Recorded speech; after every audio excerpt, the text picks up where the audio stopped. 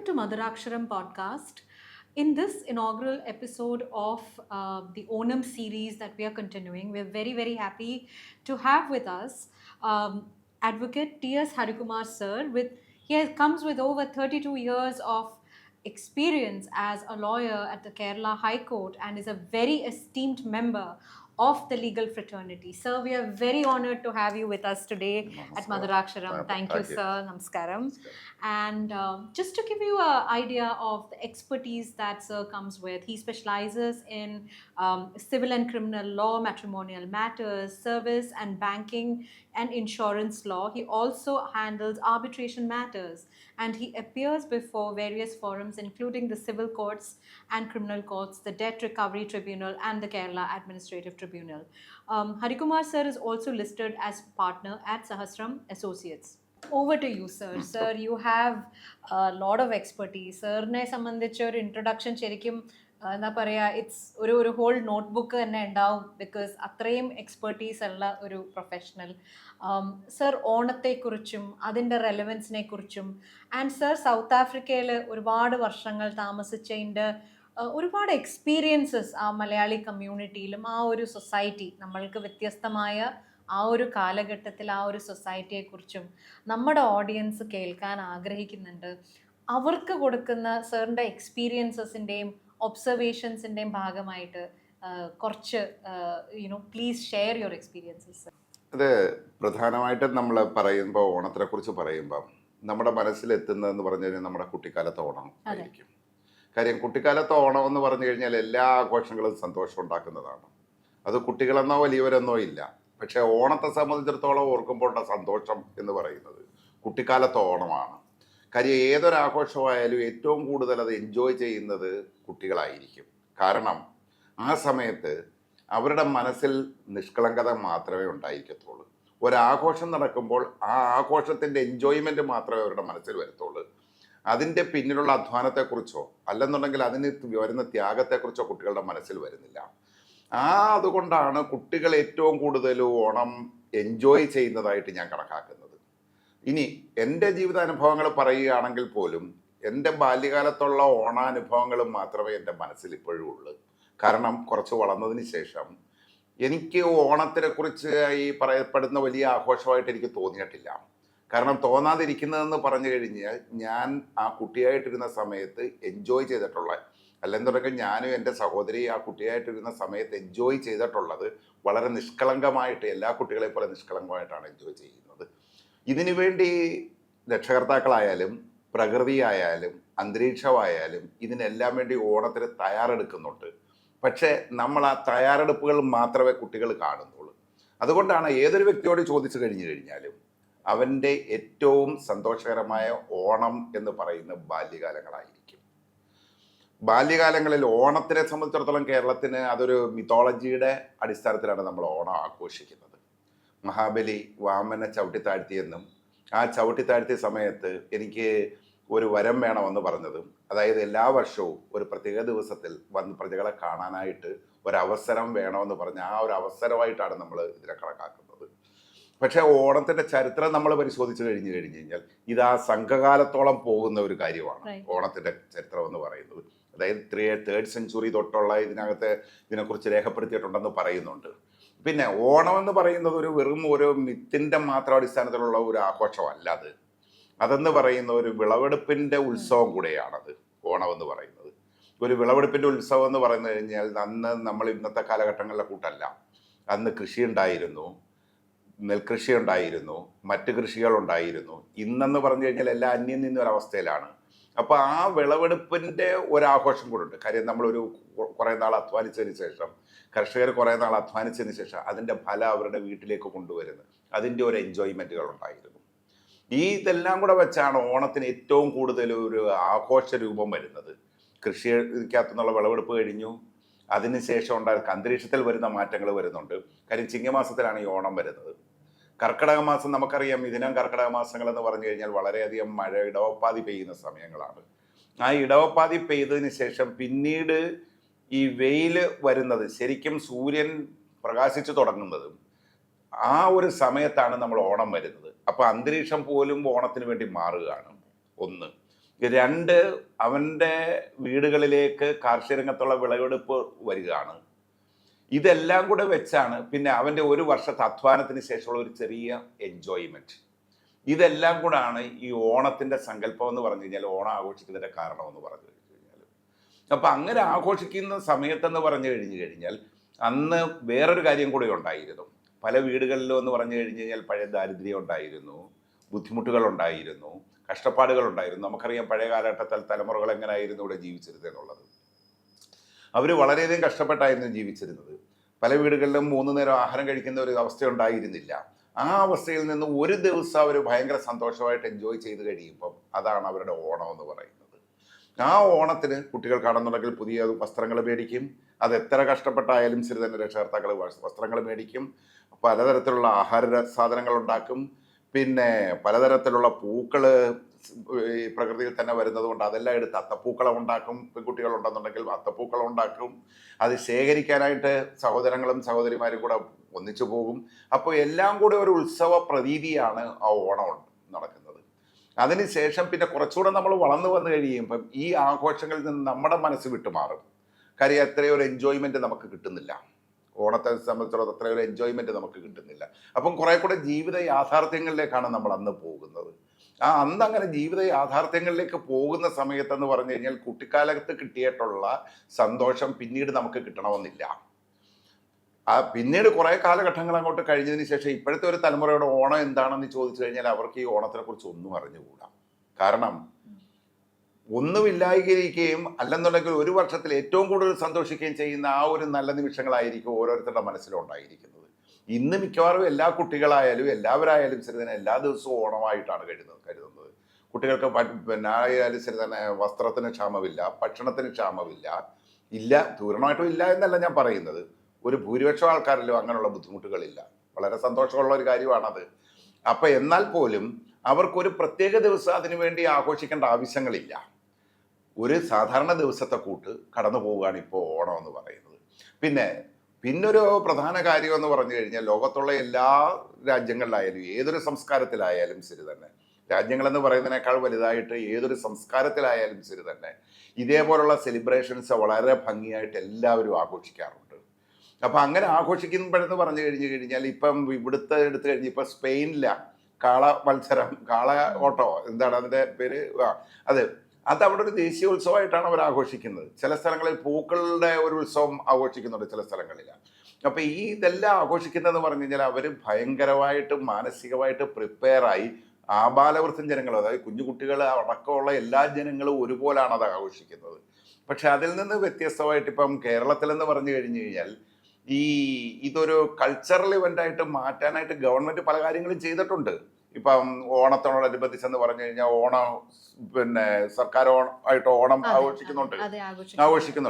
പക്ഷെ സർക്കാരായിട്ട് ഓണം ആഘോഷിക്കുന്ന ഒരു നിമിഷത്തിൽ പോലും അതിൻ്റെതായ ഒരു പ്രസക്തിയോടുകൂടി, ആ കൾച്ചറൽ പ്രസക്തിയോടുകൂടി ജനങ്ങൾ ഇപ്പം ആഘോഷിക്കുന്നില്ല എന്നുള്ളതാണ്. അതിൻ്റെ കൾച്ചറലായിട്ടുള്ള കാര്യം ആഘോഷിക്കുന്നില്ല. കാര്യം കൾച്ചറലായിട്ടുള്ള ആഘോഷിക്കുന്നില്ലെന്ന് പറഞ്ഞു കഴിഞ്ഞാൽ അത് ഞാനിവിടെ നമ്മളെ തന്നെ കുറ്റപ്പെടുത്തുന്നതല്ല. നമ്മളെ സംബന്ധിച്ചിടത്തോളം എന്ന് പറയുന്നത് ആഘോഷം എന്ന് പറയുന്നത് പല രീതിയിൽ ഡൈവേർട്ട് ചെയ്ത് പോവുകയാണ് ഇപ്പം ചെയ്യുന്നത്. ഡൈവേർട്ട് ചെയ്ത് പോവുകയാണ്. അതിൻ്റെ ആ കൾച്ചറലായിട്ടുള്ള രീതിയിൽ നമ്മൾ ആഘോഷിക്കുന്നില്ല എന്നുള്ളതാണ് എനിക്ക് തോന്നുന്നത്. അപ്പം അങ്ങനെ ഓണത്തെക്കുറിച്ച് നമുക്ക് ഓരോരുത്തർക്കും വ്യത്യസ്തമായ സങ്കല്പങ്ങൾ ഉണ്ടായിരിക്കും. കേരളത്തിൽ തന്നെ എന്ന് പറഞ്ഞു കഴിഞ്ഞാൽ തെക്കും വടക്കും തമ്മിൽ ഓണത്തിന് വ്യത്യാസങ്ങളുണ്ട്. തെക്കോട്ട് ആഘോഷിക്കുന്ന രീതിയിലല്ല കേരളത്തിൻ്റെ വടക്കൻ ഏരിയയിൽ ആഘോഷിക്കുന്നത്. പിന്നെ വടക്കൻ ഏരിയയിലെന്ന് പറഞ്ഞു കഴിഞ്ഞാൽ ഓണത്തിനേക്കാൾ പ്രധാനമുള്ളത് വിഷുവിനുണ്ട്. അങ്ങനെ പല രീതിയിൽ കേരളത്തിൽ ഇത് വ്യത്യസ്തമായ രീതികളിൽ ആഘോഷിച്ചു വരുന്ന ഒന്നാണ്. പിന്നെ ഏറ്റവും പ്രധാനമായിട്ട് എനിക്ക് അതിനകത്ത് തോന്നിയിട്ടുള്ള ഒരു കാര്യമെന്ന് പറഞ്ഞു കഴിഞ്ഞാൽ നമ്മൾ കേരളം വിട്ടുപോയി കഴിഞ്ഞാൽ അവിടെയുള്ള പിന്നെ ഇതിനകത്ത് മറ്റൊരു കാര്യം നമുക്ക് പറയാനുള്ളതെന്ന് പറഞ്ഞു കഴിഞ്ഞാൽ ഇവിടെ അതൊരു ഹിന്ദു ആചാരങ്ങളായിട്ട് അല്ലെങ്കിൽ ഉത്സവമായിട്ടാണ് ഇവിടെ പറയുന്നത്. ഇത് കേരളത്തിൻ്റെ ദേശീയോത്സവമാണെങ്കിൽ പോലും ഒരു ഹിന്ദു ആചാരവുമായിട്ട് ബന്ധപ്പെട്ടാണ് ഇത് ആഘോഷിക്കുന്നത് ഇവിടെ. പക്ഷെ കേരളം വിട്ട് കഴിഞ്ഞാൽ അവിടെ മലയാളികളുടെ ദേശീയോത്സവമാണിത്. മലയാളികളുടെ ദേശീയോത്സവമാണ്. അപ്പം എന്നോട് ചോദിച്ച കൂട്ട് തന്നെ സൗത്ത് ആഫ്രിക്കയിൽ ഉണ്ടായിരുന്നു. ഒരു 6 വർഷം ഞാൻ സൗത്ത് ആഫ്രിക്കയിൽ ഉണ്ടായിരുന്നു. അവിടെ ഞങ്ങൾ ഓണം ആഘോഷിക്കുമായിരുന്നു. അവിടെ ആർക്കും ജാതിയോ മതമോ ഒന്നുമില്ല, ഒറ്റ റിലിജിയനേ ഉള്ളായിരുന്നു, മലയാളി. ഒറ്റ കാസ്റ്റേ ഉള്ളായിരുന്നു മലയാളി, ഒറ്റ സങ്കല്പേ ഉള്ളായിരുന്നു ഓണം. അപ്പം ഓണത്തിനെ സംബന്ധിച്ചിടത്തോളം അന്ന് ഞങ്ങൾക്ക് ചിലപ്പോൾ ഒരു പക്ഷേ അവിടെ വർക്കിംഗ് ഡേ ആയിരിക്കും. ആ വർക്കിംഗ് ഡേ ആണെന്നുണ്ടെങ്കിൽ പോലും നെക്സ്റ്റ് ഡേയിലെ ഒരു കൺവീനിയൻ്റ് ആയിട്ടുള്ള ഡേയിൽ ഞങ്ങളത് പ്ലാൻ ചെയ്യും, ഓണം ആഘോഷിക്കണം എന്നുള്ളത് പ്ലാൻ ചെയ്യും. ആ പ്ലാൻ ചെയ്യുമ്പോഴെന്ന് പറഞ്ഞു കഴിഞ്ഞാൽ അത് ശരിക്കും ഈ കുട്ടിനാളിൽ ഞാൻ നേരത്തെ പറഞ്ഞ കൂട്ട് അനുഭവിച്ച സന്തോഷത്തോടൊപ്പം തന്നെ നിൽക്കുന്ന ഒരു സന്തോഷമാണ് അവിടുത്തെ ഓണം എന്നിൽ വരുന്നത്. കാര്യം അത് ഫുൾ എൻജോയ്മെൻ്റ് ആയിരുന്നു. ഫുൾ എൻജോയ്മെൻ്റ് ആയിരുന്നു. അവിടെയുള്ള കുട്ടികളായാലും വലിയവരായാലും എല്ലാവരും കൂടെ ചേർന്ന് ഞങ്ങൾ ഓണം ആഘോഷിച്ചു. എല്ലാ മലയാളികളും, ഞങ്ങളൊരു 6-7 കുടുംബങ്ങൾ അവിടെ ഉണ്ടായിരുന്നു. ആ കുടുംബങ്ങളെല്ലാം കൂടെ ഒരു ദിവസം ഞങ്ങൾ ഒരിടത്ത് ഒത്തുകൂടി അവിടെ ഞങ്ങൾ നമ്മുടെ സാധാരണ നാട്ടിൽ നമ്മൾ നടത്തുന്ന കൂട്ട് പലരാതിരി കളികൾ നടത്തി. ചാക്കി കയറി ഓട്ടം, പിന്നെ കസേര കളി, ഇതേപോലെ പല കാര്യങ്ങളും ഞങ്ങൾ ചെയ്തു. അതിനകത്തുനിന്ന് എല്ലാവർക്കും ഭയങ്കര എൻജോയ്മെൻ്റ് ആയിരുന്നു. അങ്ങനെ അവിടെ വെച്ച് ഞങ്ങൾ നന്നായിട്ട് ഓണം ആഘോഷിച്ചിട്ടുണ്ട്. അതൊക്കെ കേൾക്കുമ്പോൾ ശരിക്കും ഒരു നൊസ്റ്റാൾജിയ തോന്നുന്നില്ല? Like when you remember it, അത് ആലോചിക്കുമ്പോൾ ഓർക്കുമ്പോൾ ആ ഒരു സൗത്ത് ആഫ്രിക്കൻ ടൈമിൽ ഉണ്ടായിരുന്ന ആ ഒരു സെലിബ്രേഷൻ ആൻഡ് ഇപ്പോൾ നോക്കുമ്പോൾ ഇവിടെ നാട്ടില് ഇപ്പം ഞാൻ ജയകുമാർ സാറായിട്ട് നമ്മൾ സംസാരിച്ചപ്പോൾ സാർ പറഞ്ഞത് ഇപ്പോൾ it is A shopping festival. Sir പറഞ്ഞത് ഇപ്പോഴത്തെ ഒരു റിയാലിറ്റി ചെക്ക് അതാണ്. അതായത് ഇപ്പോൾ ഒരു majority of people in Kerala അതൊരു ഷോപ്പിംഗ് ഫെസ്റ്റിവൽ എന്ന് വെച്ചാൽ ഡിസ്കൗണ്ടുകൾ, അഡ്വർടൈസ്മെന്റ്സ് ഒക്കെ നമുക്ക് കാണാം. പലരും പുറത്തുനിന്നും ഇങ്ങോട്ട് വരുന്നു, ഷോപ്പിംഗ് ചെയ്യുന്നു, പോകുന്നു. ഒരു ഷോപ്പിംഗ് ഫെസ്റ്റിവൽ ആയി തീരുകയാണോ Onam? I would love to know your thoughts. തീർച്ചയായിട്ടും ഇപ്പം ഇത് മാത്രമല്ല ഏതൊരു സെലിബ്രേഷൻ ആയാലും അതൊരു ബിസിനസ് മൈൻഡോടുകൂടിയാണ് കാണുന്നത്. കാരണം അതിനുള്ള പ്രധാന കാരണമെന്ന് പറഞ്ഞു കഴിഞ്ഞു കഴിഞ്ഞാൽ ഞാൻ നേരത്തെ പറഞ്ഞു ഇതൊരു കൾച്ചറൽ സെലിബ്രേഷൻ ആണെന്ന് പറഞ്ഞു, ഓണം എന്ന് പറയുന്നത്. പക്ഷെ ഈ കൾച്ചറൽ സെലിബ്രേഷൻ എന്നുള്ളതിനേക്കാൾ കൂടുതൽ ഇപ്പൊ അതൊരു കൊമേഴ്ഷ്യൽ സെലിബ്രേഷൻ ആയിട്ടാണ് മാറ്റിയിരിക്കുന്നത്. ഇത് മാത്രമല്ല, ഏതും എടുത്ത് നോക്കിക്കൊള്ളൂ. ഇപ്പം പിന്നെ ഓണം വന്നു കഴിഞ്ഞു കഴിഞ്ഞാൽ, ഇപ്പം ചിങ്ങമാസം വന്നു കഴിഞ്ഞു കഴിഞ്ഞാൽ ഏതാണ്ട് ചിങ്ങമാസം 1 തൊട്ട് നമ്മൾ വീട്ടിലെല്ലാവരും പത്രം വരുത്തുന്നവരാണ്. ഈ പത്രം എടുത്ത് നോക്കിക്കഴിഞ്ഞാൽ അതിനകത്തെ ആദ്യത്തെ 4 പേജ് കംപ്ലീറ്റ് പരസ്യങ്ങളായിരിക്കും. ഓരോ കടകളുടെ പരസ്യങ്ങളായിരിക്കും. ഓണം സെയിൽ അവിടെ തുടങ്ങുന്നു, ഓണം സെയിൽ മൊബൈൽ തുടങ്ങുന്നു, ഓണം സെയിൽ പിന്നെ തുണിക്കടയെ തുടങ്ങുന്നു, ഇതെല്ലാം. അപ്പൊ അതെന്ന് പറയുന്നത് നമ്മളെ സെലിബ്രേറ്റ് ചെയ്യിക്കാൻ വേണ്ടിയുള്ള തന്ത്രമല്ലത്. നമ്മുടെ കാശ് അവരെങ്ങനെ മേടിക്കണം എന്നുള്ളതിനെ കുറിച്ചുള്ള ഒരു ആലോചനയുടെ ഭാഗമാണത്. അത് ഓണത്തിന് മാത്രമല്ല, ക്രിസ്മസ് ആയാലും ഈസ്റ്റർ ആയാലും റംസാൻ ആയാലും വിഷു ആയാലും ഏതായാലും ശരി, ഒരു കൊമേഴ്ഷ്യൽ വൽക്കരണമുണ്ട്. ആ കൊമേഴ്ഷ്യൽ വൽക്കരണം കാരണമാണ് കുറച്ചുകൂടെ ഇതിന് നമുക്കൊരു സെലിബ്രേഷൻ അല്ലെന്നുണ്ടെങ്കിൽ മാനസികമായിട്ടൊരു സംതൃപ്തി നമുക്ക് വരാതെ പോകുന്നത്. ഇപ്പം വേറൊരു കാര്യം എന്ന് പറഞ്ഞു കഴിഞ്ഞാൽ, ഒരു ഫ്രിഡ്ജ് മാറി മേടിക്കണം എന്നുണ്ടെങ്കിൽ ഇപ്പോൾ ഓണം അടുപ്പിച്ച് ഫ്രിഡ്ജിന് റിഡക്ഷൻ ഉണ്ട്. നിങ്ങളുടെ വീട്ടിൽ ഇരിക്കുന്ന ഫ്രിഡ്ജ് കൊണ്ട് കൊടുത്തു കഴിഞ്ഞാൽ പകുതി കാശ് തരും, ബാക്കിയുള്ള ഇത്രയും കൊടുത്തു കഴിഞ്ഞാൽ തരും. അപ്പൊ സ്വാഭാവികമായിട്ട് നമ്മൾ ചിന്തിക്കും ഓണമാണ്, ഒരെണ്ണം മാറി മേടിക്കാൻ ഇപ്പം ലാഭമുണ്ട്. അപ്പൊ ആ രീതിയിലെന്ന് പറഞ്ഞു കഴിഞ്ഞാൽ അങ്ങനെ ഒരു കൊമേഴ്ഷ്യൽ വൽക്കരണം വന്നതിന് ശേഷം ഇതിനകത്ത് ചില ബുദ്ധിമുട്ടുകൾ ഉണ്ടായിട്ടുണ്ട്. നമുക്ക് ഫുൾ എൻജോയ്മെന്റ് നമുക്ക് കിട്ടിയിട്ടില്ല. ഇപ്പം നേരത്തെ അതിനൊരു കൊമേഴ്ഷ്യൽ വൽക്കരണത്തിന് ഒരു കാര്യം ഞാൻ പറഞ്ഞുതരാം. അത് പിന്നെ എല്ലാവർക്കും ഇഷ്ടപ്പെടുമോ എന്നുള്ളത് അറിഞ്ഞുകൂടാ. പണ്ട് നമ്മൾ കേട്ടിട്ടില്ലാത്ത ഒരു കാര്യമായിരുന്നു ഈ സ്വർണം മേടിക്കുന്നതിന് ഒരു പ്രത്യേക ദിവസം അക്ഷയ തൃതീയ എന്ന് പറയും. ഒരു 5-6 വർഷത്തിന് മുമ്പ് ഈ അക്ഷയ തൃതീയ എന്നുള്ള ഒരു വാക്ക് പോലും നമ്മൾ കേട്ടിട്ടില്ല. ഇപ്പൊ അത് സ്വർണ്ണക്കടക്കാർ ഒരു അക്ഷയ തൃതീയ എന്ന് പറയുന്ന ഒരു കൺസെപ്റ്റ് ഉണ്ടാക്കി കഴിഞ്ഞിട്ട് അന്ന് സ്വർണം മേടിച്ചു കഴിഞ്ഞാൽ ഭാഗ്യം കൂടെ വരുമെന്ന് പറയുന്നത്. മേടിച്ചിട്ടുള്ളവർ ആർക്കൊക്കെ ഭാഗ്യം വന്നിട്ടുണ്ടെന്നുള്ളത് എനിക്ക് അറിഞ്ഞുകൂടാ. പക്ഷെ മേടിച്ച കടക്കാർക്ക് കാശ് കിട്ടിയിട്ടുണ്ട്. പിന്നെ ഈ ചോദിച്ച കൂട്ട് ഈ നൊസ്റ്റാൾജിയ എന്ന് പറഞ്ഞു കഴിഞ്ഞാൽ ശരിക്കും സൗത്ത് ആഫ്രിക്കയിലെ ഓണവും ബാല്യകാലത്തെ ഓണവും ഒരു നൊസ്റ്റാൾജിയ ആയിട്ട് തന്നെ മനസ്സിൽ കിടക്കുന്നുണ്ട്. കാരണം അതിനകത്ത് ഞാൻ പറഞ്ഞ കൂട്ട് ഈ കുട്ടിനാളിലുള്ള ഓണത്തിനായാലും ശരി തന്നെ, സൗത്ത് ആഫ്രിക്കയിലുള്ള എൻ്റെ കുറച്ച് നാളത്തെ 6 വർഷം ഉണ്ടായിരുന്നു. അതിനകത്ത് എൻ്റെ 3-4 വർഷം ഞങ്ങൾ ആഘോഷിച്ചു. ഈ ഓണങ്ങൾക്കായാലും ഈ പറയുന്ന ഒരു കൊമേഴ്സ്യൽ വൽക്കരണം അവിടെ ഇല്ലായിരുന്നു. അത് നമ്മൾ ആഘോഷിക്കുകയാണ്, നമ്മൾ മനസ്സുകൊണ്ട് ആഘോഷിക്കുകയാണ്. ആ ആഘോഷിക്കുന്ന സമയത്തെന്ന് പറഞ്ഞു കഴിഞ്ഞാൽ നമുക്കുണ്ടാകുന്ന ആ സന്തോഷങ്ങൾ എന്ന് പറഞ്ഞു കഴിഞ്ഞാൽ തീർച്ചയായിട്ടും നമ്മളെ ജീവിക്കുന്നിടത്തോളം കാലം ഒരു നൊസ്റ്റാൾജിയ ആയിട്ട് നമുക്ക് ഫീൽ ചെയ്യും. അത് ഇപ്പോൾ ആ ഒരു നൊസ്റ്റാൾജിയ കണ്ടിന്യൂ ചെയ്യുന്ന ഒരു ത്രെഡില് ഞങ്ങളൊക്കെ വെൻ വി വർ സ്മോൾ, നമ്മളുടെ ഒരു ഓണം എന്ന് പറഞ്ഞാൽ എല്ലാ കസിൻസും കൂടി ഒരു സിനിമയ്ക്ക് പോകും. ഓണത്തിന് ഉച്ചയ്ക്ക് ആ ഒരു കൊല്ലത്തിലുള്ള ആ ഒരു ഓണത്തിന് മാത്രമേ എല്ലാ കസിൻസും തറവാട്ടിൽ വരും. തറവാട്ടിൽ വന്ന് എല്ലാവരും കൂടി പൂളിൻ ചെയ്യും. ആരും എന്താ പറയാ ഒരു ഹെസിറ്റേഷനും ഇല്ലാണ്ട്, ഒരു ഏജ് ഗ്രൂപ്പ് വ്യത്യാസം ഇല്ലാതെ എല്ലാരും കൂടി ഒരു സിനിമയ്ക്ക് പോകുന്നുണ്ട്. ആ സമയത്ത് ഓണം റിലീസ് എന്ന് പറയുന്ന ഫിലിംസ് ഒക്കെ ഇപ്പം എപ്പോഴും വരുന്നുണ്ട്. അങ്ങനെയുള്ള ചില കൂട്ടായ്മയോടെ, കുടുംബത്തിൽ തന്നെയുള്ള കുട്ടികളുടെ ഒരു കൂട്ടായ്മയോടെ അങ്ങനെ നമ്മൾ എൻജോയ് ചെയ്തിരുന്നു. ഇപ്പോൾ ഉള്ള കുട്ടികൾക്ക് ഗാഡ്ജറ്റ്സ് ഉണ്ട്, അവർക്ക് എന്താ പറയാ നല്ല അതിന്റെ അഡ്വാൻറ്റേജും ഉണ്ട് ഡിസഡ്വാൻറ്റേജും ഉണ്ട്. പക്ഷെ അതിൽ നിന്നുള്ള ഒരു ഡിസഡ്വാൻറ്റേജ് എന്താ വെച്ചാൽ ഓണം പോലെയുള്ള ഒരു ഫെസ്റ്റിവൽ അവരിങ്ങനെ സ്ക്രോൾ ചെയ്ത് കണ്ടാണ് എൻജോയ് ചെയ്യുന്നത്, ഫേസ്ബുക്കിലോ ട്വിറ്ററിലോ അല്ലെങ്കിൽ ഇൻസ്റ്റാഗ്രാമിലോ. ആക്ച്വൽ സെലിബ്രേഷൻ സർ കറക്റ്റായിട്ട് പറഞ്ഞ പോലെ ആ ഒരു കൾച്ചറൽ സെലിബ്രേഷൻ അവർക്ക് നഷ്ടപ്പെടുന്നുണ്ടോ എന്നൊരു ഒരു ഒരു സംശയം എനിക്ക് ഉണ്ട്. അപ്പോൾ what would your message be sir അടുത്ത ഒരു ജനറേഷന് അത് ശരിക്കും എൻജോയ് ചെയ്യാൻ? കാരണം അവർ മിസ് ഔട്ട് ചെയ്യുന്നത് എന്താണെന്ന് അവർക്കറിയില്ല. കാരണം അവർ വരുമ്പോൾ തൊട്ടേ they are on the phone or they are on social media. And ആ ഒരു സെൻസിറ്റൈസേഷൻ ചിലപ്പോൾ നമ്മൾ I mean as parents or educators അത് കൊടുക്കാൻ ചിലപ്പോൾ പറ്റിയിട്ടുണ്ടാവണം എന്നില്ല. അപ്പോൾ യുവർ അഡ്വൈസ് ടു ദം. പിന്നെ മലയാളം പറയാൻ ബുദ്ധിമുട്ടുന്ന ഒരു ജനറേഷനും കൂടി നമ്മൾ കാണുന്നുണ്ട്. ഇപ്പം ഞാൻ നേരത്തെ ഒരു സാറിനോട് സംസാരിച്ചപ്പോൾ, നവീൻ പൈ സർ സംസാരിച്ചപ്പോൾ അദ്ദേഹം പറഞ്ഞു അവരുടെ കൊങ്കണി കമ്മ്യൂണിറ്റി, അതായത് കൊങ്കണി കമ്മ്യൂണിറ്റി, ടുലു കമ്മ്യൂണിറ്റി, കുടുംബികൾ, അവരൊക്കെ കേരളത്തിൽ അതായത് they came from other places, പുറത്തുനിന്ന് വന്നിട്ട് അവരുടെയൊക്കെ കുട്ടികൾ നല്ല അസലായിട്ട് മലയാളം സംസാരിക്കുന്നുണ്ട്. പക്ഷെ മലയാളത്തിൻ്റെ ഒപ്പം തന്നെ അവരുടെ മാതൃഭാഷയും പഠിക്കുന്നുണ്ട്. അപ്പോൾ ഈക്വൽ ഇമ്പോർട്ടൻസ് കൊടുത്തുകൊണ്ട് തന്നെയാണ് അവരത് കണ്ടിന്യൂ ചെയ്യുന്നത്. നമ്മളെ സംബന്ധിച്ച് എത്ര പേർക്ക് ആ ഒരു വിഷനോടെ നമ്മൾ ഓൾ അക്രോസ് ദ വേൾഡ് നോക്കിയാൽ അത് ഇംപ്ലിമെന്റ് ചെയ്യാൻ ചിലപ്പോൾ നമുക്ക് പറ്റിയിട്ടുണ്ടാവില്ല. അതുകൊണ്ടായിരിക്കും is language connected, knowing Malayalam language connected to our enjoyment of it എന്നുള്ളൊരു ചോദ്യം എനിക്കിങ്ങനെ just came to my mind sir. അല്ല, ആദ്യം അതിനകത്ത് ചോദിച്ചതെന്ന് പറഞ്ഞു കഴിഞ്ഞാൽ ഇപ്പോഴത്തെ കുട്ടികൾ എന്ന് പറഞ്ഞു കഴിഞ്ഞാൽ മൊബൈൽ ഗാഡ്ജറ്റ് ഇങ്ങനെ സ്ക്രോൾ ചെയ്ത് അവരവരുടെ അതിനകത്തൂടെ കാണുന്നതാണ് അവർക്ക് ഓണം എന്ന് പറയുന്നത്. അപ്പൊ അതിനകത്ത് എനിക്ക് പറയാനുള്ളത്, ഞാൻ അവിടെ നിന്ന് ഒരു പോസിറ്റീവായിട്ട് കാണുന്ന കൂട്ടത്തിലാണ്. കാരണം എന്ന് പറഞ്ഞു കഴിഞ്ഞാൽ ഈ എന്ത് മാറ്റങ്ങൾ ഉണ്ടായാലും, അതായത് കൾച്ചറലായിട്ടുള്ള മാറ്റങ്ങൾ ഉണ്ടായാലും ശരി തന്നെ, ശാരീരികമായിട്ടുള്ള മാറ്റങ്ങൾ ഉണ്ടായാലും ശരി തന്നെ, ഇത് എൻ്റെ ഒരു അനുഭവം വെച്ച് പറയുകയാണെങ്കിൽ അത് ശരിയാണോ എന്നുള്ളത് എനിക്ക് അറിഞ്ഞുകൂടാ. Every change it is A cyclic change ആണത്. ഒരു സൈക്ലിക് ചേഞ്ച് എന്ന് പറഞ്ഞു കഴിഞ്ഞാൽ ഞാൻ വേറൊരു ഉദാഹരണം ഞാൻ പറഞ്ഞു തരാം. അതായത് 1980-കളുടെ കാലഘട്ടങ്ങളിൽ എന്ന് പറഞ്ഞ ഒരു ഹിപ്പി സംസ്കാരം ഇന്ത്യയിൽ, അതൊരു പക്ഷേ നിങ്ങൾക്ക് ആർക്കും അത്ര എന്തോന്നായിട്ട് അറിഞ്ഞുകൂടായിരിക്കും, ഒരു ഹിപ്പി സംസ്കാരം ഇന്ത്യയിലുണ്ടായിരുന്നു. ഞാൻ ഇന്ത്യയിൽ എന്ന് പറഞ്ഞു കഴിഞ്ഞാൽ അന്നാണ് ഏറ്റവും കൂടുതൽ മുടി നീട്ടി വളർത്തുന്നത്, ആണുങ്ങൾ മുടി നീട്ടി വളർത്തുന്നതും. പിന്നെ അങ്ങനെ അതൊരു അവിടുന്ന് വെസ്റ്റേൺ കൾച്ചറിൽ വന്നതാണത്. അപ്പൊ അങ്ങനൊരു സംസ്കാരം വന്നു. അങ്ങനൊരു സംസ്കാരം വന്നു കഴിഞ്ഞപ്പോൾ അന്നത്തെ ഒരു തലമുറയിലെ ആൾക്കാർ ചോദിച്ചിരുന്നു, ഈ ലോകം എങ്ങോട്ടാണ് ഈ പോകുന്നത്? ഈ ലോകം എങ്ങോട്ടെന്ന് പറഞ്ഞു കഴിഞ്ഞാൽ ഇതേപോലെ തന്നെ ഒരു ഹിപ്പി സംസ്കാരവുമായിട്ട് വന്നു. ആ മുടി നീട്ടി വളർത്തി, അതിനിടയ്ക്ക് അന്ന് ചെറിയ കഞ്ചാവ് വലിയും മറ്റേതും മറിച്ചതും ഒക്കെ ഉണ്ടായിരുന്നു.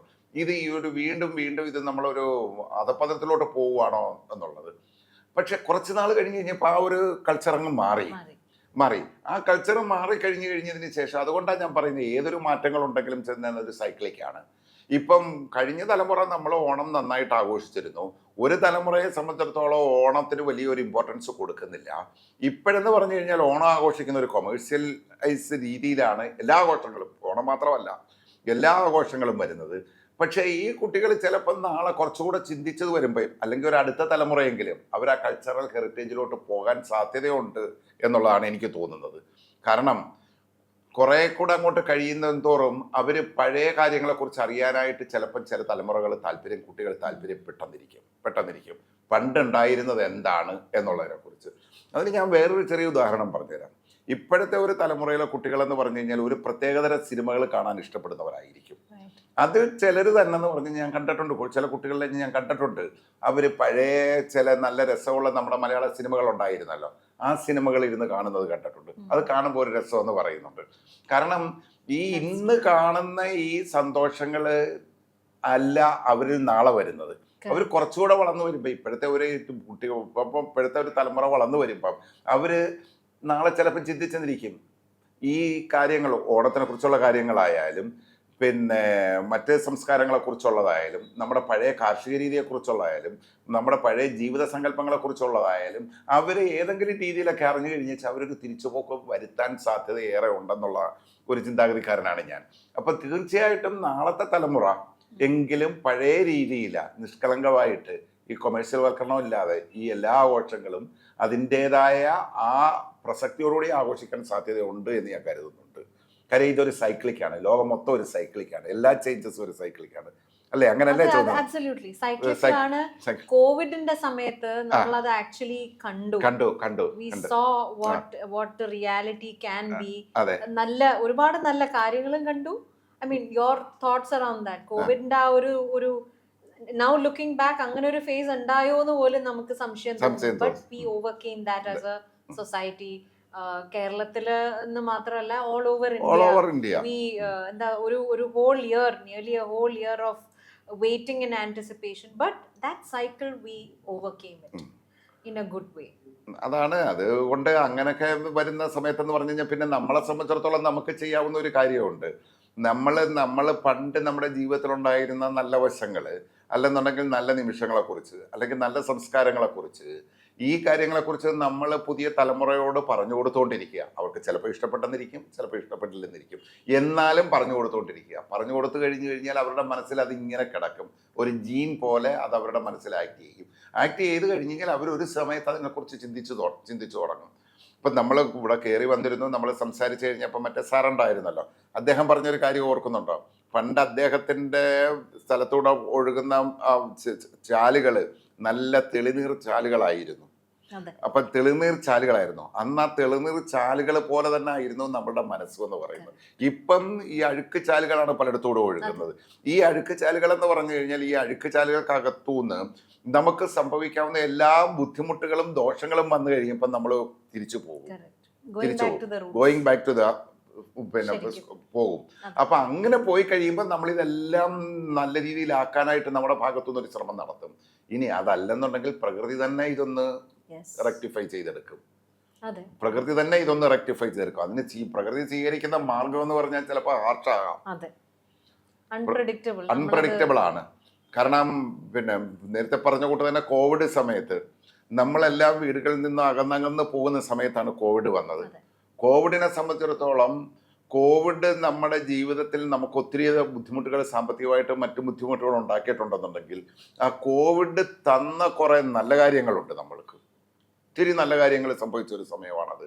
കാരണം നമ്മൾ ആ ഒരു ഫാമിലി ബാക്ക്ഗ്രൗണ്ടിൽ സെറ്റപ്പിലോട്ട് തിരിച്ചു പോവുക ചെയ്തത്. അത് ചെറിയൊരു കാര്യമല്ലത്. നമ്മളെല്ലാം നമ്മുടെ വീടുകളിലോട്ട് ചുരുങ്ങിക്കൂടി, നമ്മളെ വീടുകളിലുള്ള നമ്മുടെ എല്ലാ ബന്ധുക്കളുമായിട്ടും അല്ലെന്നുണ്ടെങ്കിൽ നമ്മുടെ വീട്ടിലുള്ള ആൾക്കാരുമായിട്ട് മിങ്കിൾ ചെയ്ത് തുടങ്ങി. നമ്മുടെ തൊട്ട് കിടക്കുന്ന ആ, പ്രത്യേകിച്ച് ഞങ്ങളെപ്പോലുള്ളവർ താമസിക്കുന്ന നാട്ടിൻപുറങ്ങളിലാണെന്നുണ്ടെങ്കിൽ, എൻ്റെ വസ്തുവിൻ്റെ ഏതെങ്കിലും ഒരു ഭാഗത്ത് ഞാൻ മാസങ്ങളായിട്ട് പോകാതിരുന്ന ആ സമയത്തെന്ന് പറഞ്ഞു കഴിഞ്ഞാൽ എല്ലാ ദിവസവും എല്ലായിടവും പോയി നോക്കുന്ന ഒരവസ്ഥ വന്നു. എന്തെങ്കിലുമൊക്കെ ചെറുതായിട്ട് കൃഷി ചെയ്യാൻ തുടങ്ങി. അപ്പം നമ്മൾ വീണ്ടും അന്നൊരു പ്രകൃതിയിലോട്ട് പോകാനായിട്ടുള്ള ഒരു വലിയൊരു സന്ദേശം അല്ലെങ്കിൽ ഒരു സന്ദർഭം ഉണ്ടാക്കി തന്നതാണ് കോവിഡ് എന്ന് പറയുന്നത്. പിന്നെ ഒരു കാര്യം പോലും, ഏതൊരു ദോഷമായിട്ട് നമുക്ക് ഇന്ന് വരുന്ന ഒരു കാര്യം പോലും അത് പൂർണ്ണമായിട്ടും ദോഷമല്ല. അതിന് അതിൻ്റെതായ ഒരു നല്ല വശം അതിൻ്റെ ബാക്കിലുണ്ട്. അത് ഏത് കാര്യമായാലും, കോവിഡ് ആയാലും അതിനൊരു മഹാമാരി ആയാലും ഏതായാലും അതിൻ്റെതായ പിന്നിൽ അതിൻ്റെതായ ഒരു നല്ല വശങ്ങൾ കാണും.